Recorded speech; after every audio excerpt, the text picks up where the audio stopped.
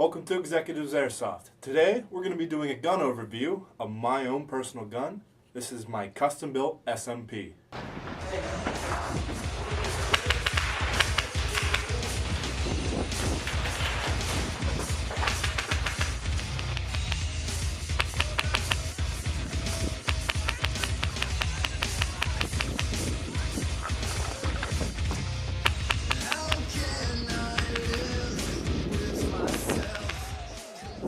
Alright guys, this is my main rifle right now. Like I said earlier, it's a custom Wolverine SMP.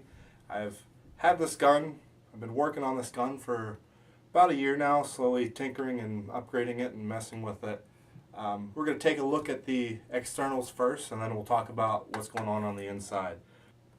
The base gun here is an Apex M4. I believe the Mod 4 or something like that, the full-length carbine, full rail carbine length M4, and I was really surprised when I first got it with the stock performance. I was extremely impressed with the inner barrel, the hop-up and inner barrel system it had in it already. We'll talk about that a little bit later, but that's something you might want to remember. We'll go from the back to the front on the externals here, and first off we've got a MFT Battle Link minimalist stock in flat dark earth with a little bit of paracord here. I braided it in to help prevent this acting like a giant hook on my gear and slinging up, like catching up in my sling. Next we've got just a little sling, double-sided sling plate here so I can mount a sling. Now we got onto the pistol grip here, and this is actually the stock pistol grip. It was Tango down style pistol grip, so I've left it alone. I've found it comfortable. I really like Tango down style grips, so it doesn't dig into my fingers anywhere, and it was comfortable and it worked fine, so I left it alone. The receiver set here is a just the stock Apex receiver set. They're aluminum, solid. A little scratched up, beat up, but I mean, gives it a little personality. I did change out the mag release. It came with an ambidextrous mag release, and it's one of those things where it sounds cool, but until you get it, you don't know if you want it or not. And I got it and found out it doesn't work with me. I bumped it, lost a couple mags, decided, hey, I'll switch it out. So I threw a VFC one on there, and works fine now without any kind of problem. Now up to the optic, we've got a replica of the Trijicon SRS red dot sight. It's one of those China knockoffs, so I can't really give you a brand name on there, but it's a nice, crisp red dot sight, and I made sure I was able to get one that included a kill flash for two reasons. One, because the SRS, if you can see there, has a giant reticle, big flare off there. I mean, everyone on the field will see that thing. But it also, because of how big it is vulnerable to BB hits. So I wanted something to protect that. So as you can see there, maybe the kill flash is actually taken about 3 hits. It's not too bad. I can see through it without any problems. But it's saved me from having to replace this cheap but kind of expensive sight. Another neat feature about this sight is the solar panel on this one is actually fully functional. It charges the battery. I've had this for about 8 months and probably close to 100 hours on this optic. Now down to the rail system here. This is an ESP Keymod rail by APS. Fairly nice Keymod rail here. I believe it's 12.5 inches long. Been fairly impressed with it. I've got a swivel sling mount added in there, and if you have not already noticed, I've got some paracord braided through there. Not only to look cool, but to actually prevent something I did with this when I first got it out of the box. Took it out of the box, went to look at it, and I somehow managed to cut myself on one of the Keymod slots. I like pinched my hand in there. I guess I got fat sausage fingers, I don't know, but you know, pinched my hand. So put the paracord on there. Not only does it look cool, but it actually helps prevent that happening again if I ever have happen to be using it without gloves.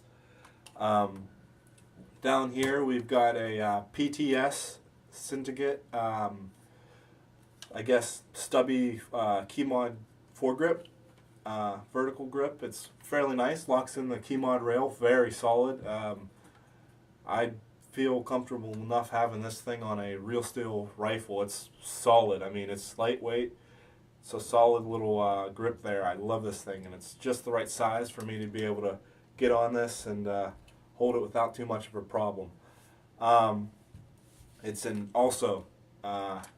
flat dark earth, and I believe it has connections to go onto a MOE grip if you want to throw one of those. Next we go up to the PEC box here. This is actually a working PEC box. It's the Element PEC box, so it has a fully working light, visible laser, and an IR laser. And it goes down to a pressure pad. Picked this one up, is fairly cheap, and wanted one that I could actually use a visible laser for kind of close engagements. And one of the problems with a lot of these knockoff PEC boxes is the lasers on them, can't really dial them in. They're off into left field and they're basically unusable. This one, I could dial it in, not great. By no means is this going to be something you could, throw in a real rifle and expect it to, dial in. I guess I would say at most 50 feet. But I've got this set to about 35 feet, my average close CQB engagement with the quick reaction shots. But so far, been playing around with it, and it's been working. This is relatively new, the newest thing on the gun right now. And liked it so far. Don't know how well the IR laser works on it because don't have infrared to really test it out, but might play around with that in the future. We'll see. Next up here, we've got some flip-up Troy style iron sights. We actually have one on the rear here. Fairly good iron sights. Don't really use them all too much. Have them there as backups in case this is going to die, but being a solar panel charged, I don't know how likely that is in the near foreseeable future, but always nice to have them. Adds to the look. And they're fairly nice. Can't give you a brand name on them. They were cheapy replica ones too. Now down to the flash hider here. The flash hider is a FAL flash hider.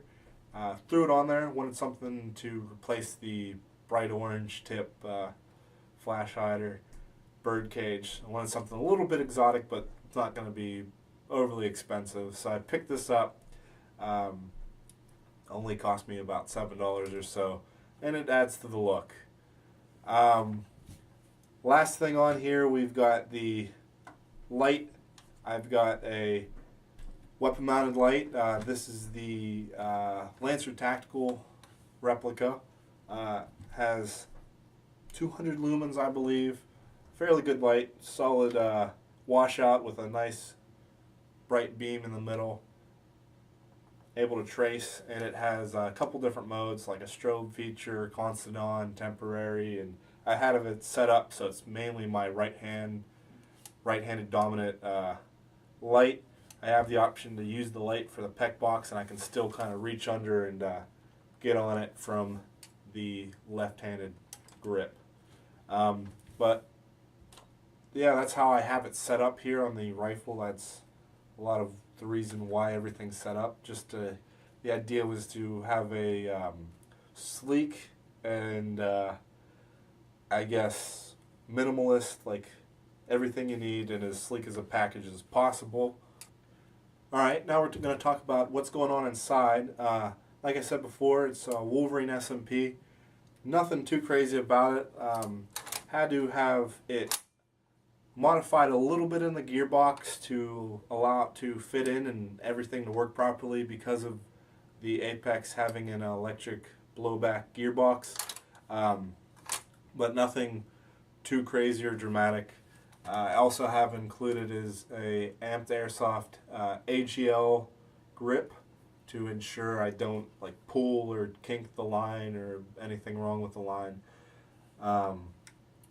And it is in snakeskin. Next, we'll talk about the barrel. The barrel in this is almost completely stock. Apex comes with a stock 6.03 type bore barrel, and it has a full metal rotary style, almost like a Pro-Win style VFC hop up, and gives you a nice solid click into place on what's what. And I was really impressed with the stock performance when I had this as an AAG, just a stock AAG. I was able to get probably about upwards of 230 feet of stock range out of this rifle. So I decided to leave everything alone except for one thing, and I have a maple leaf flat hop nub in there, and with the stock bucking just flat hopped. And now with the SMP and the flat hop, I've probably upped my range by about 70 feet, probably on a good day with no wind and a 0.32 gram BB, I can get upwards of 300 feet. That's, like I said, if all the conditions are perfect and there's, it's not super cold or there's not a lot of wind or anything. But, I mean, consistently, I'm hitting 250 to 270 feet, no problem with a, my main BB is a 0.32 gram. And other than that, I mean, nothing has been done with the barrel. It's completely like the stock barrel, the stock hop-up unit, the stock bucking, but it's been flat hopped. And this thing will send them out there pretty good. If you've got any more questions about what I've done or how I have anything set up, feel free to leave it in the comments below, and don't forget to like and subscribe.